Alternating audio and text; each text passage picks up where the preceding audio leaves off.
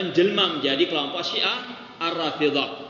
Dan sekarang telah terbukti sejarah bahwasanya mereka sekarang kelompok Syiah Zaidiyah berubah menjelma menjadi kelompok Syiah Rafidhah, dan mereka sekarang memerangi Ahlussunnah wal Jamaah yang ada di sana. Dan sebagian santri-santri dari Indonesia ada yang terbunuh oleh tangan-tangan mereka, kelompok Syiah Al-Hautsiyah alias kelompok Syiah Ar-Rafidhah. Kita berdoa kepada Allah, semoga Allah memerangi kelompok Syiah Ar-Rafidhah di mana saja mereka berada. Ini yang pertama. Jadi kalau kita mengatakan Syiah, ini banyak nanti akan kita sampaikan Syiah Rafidhah, bukan Syiah saja. Karena kata-kata Syiah ini masih lebih lembut, masih lebih ringan. Namun yang benar lebih baik kita mengatakan Syiah Ar-Rafidhah. Nanti untuk membedakan dengan tadi sebagian perawi hadis ada yang namanya atau dinisbahkan kepada Syiah namun bukan Syiah yang ada sekarang ini. Itu yang pertama. Yang kedua, yang ingin kita sampaikan bahwasanya sebagian orang mungkin tidak terima kalau kita menyampaikan masalah Syiah atau Syiah Rafidhah di kajian-kajian kita.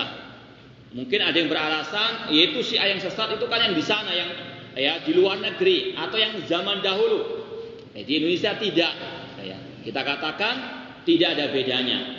Dan alhamdulillah buku yang antum pegang yang baru dikeluarkan oleh MUI Pusat ini sebagai bukti. Kalau kita yang ngomong mungkin nggak banyak percaya. Namun ini dari instansi resmi dari MUI Pusat, bagaimana mereka menjelaskan tentang kelompok Syiah Rafidhah di negeri kita ini. Ingin kita sedikit untuk sampaikan masalah Syiah yang ditulis oleh MUI di sini, meskipun secara global sudah bagus, masya Allah, apalagi dari instansi resmi yang insya Allah lebih banyak dipercaya. Meskipun kalau namanya kekurangan pasti ada di kitab-kitab mana saja, ila kitab Allah, kecuali Al-Quranul Karim. Pada halaman ke 95 itu disebutkan, meski penganut Syiah sudah lama ada di Indonesia, namun kajian intelektual dan pengajian kelompok Syiah mulai marak sejak revolusi Iran pada 1979. Ini sejarah Syiah di Ar-Rafidhah di negeri kita. Sebelum tahun itu, sebelum tahun 79 itu sudah ada kelompok Syiah Ar-Rafidhah. Namun lebih gencar mereka dalam berdakwah, yaitu pada waktu tercetusnya revolusi Iran yang mereka namakan revolusi Islam. Padahal itu ada revolusi Syiah Ar-Rafidhah yang dipelopori oleh Al-Khumaini Al-Halik. Ini adalah sejarah yang wajib untuk kita mengetahuinya. Bahwasanya revolusi yang dahulu didukung oleh sebagian orang itu sekedar sandiwara sampai detik ini. Kelompok Syiah Ar-Rafidhah di Iran yang mereka menggembar-gemborkan ingin memerangi Yahudi di Palestina atau yang di barat sana, padahal mereka tidak ada bedanya. Itu sandiwara belaka saja. Nanti sejarah akan membuktikan bahwasanya mereka Yahudi dan Syiah Rafidhah mereka seperti dua saudara kembar atau seperti anak dan bapak, seperti cucu dengan kakek. Karena yang menciptakan Syiah Rafidhah adalah kelompok Al-Yahud, Abdullah bin Sabah Al-Yahudi.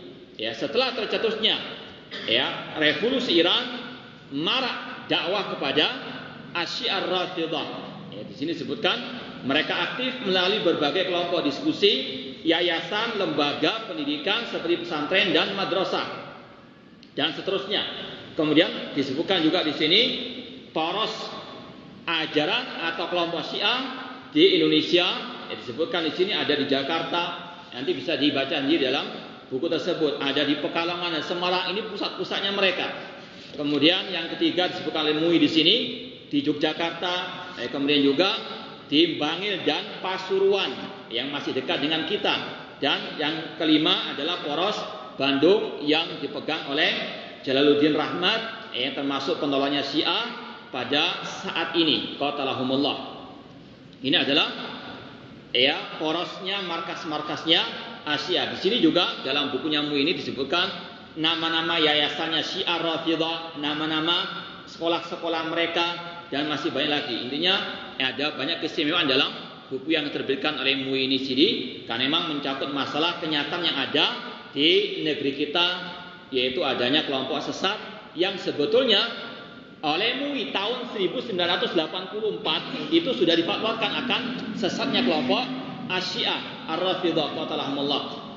Alhamdulillah MUI Jatim juga telah mengeluarkan fatwa dan dicantumkan dalam buku ini juga tentang bagaimana sesatnya kelompok Asy-Syiah Ar-Rafidhah. Jadi kita mengkaji tentang Syiah Ar-Rafidhah di sini bukan mengarang-arang sendiri, bukan pendapat kita sendiri atau kata orang kelompok kita sendiri, namun ini sudah menjadi pegangan bagi kaum muslimin bahwasanya mereka kelompok Syiah Rafidhah adalah kelompok yang sesat dan menyesatkan dan sangat membahayakan akidah kaum muslimin, dan sejarah kelam mereka sampai detik ini dicatat oleh sejarah kaum muslimin bagaimana kebiadaban mereka, bagaimana kejahatan mereka terhadap kaum muslimin. Insyaallah akan kita sampaikan meskipun ini secara global saja.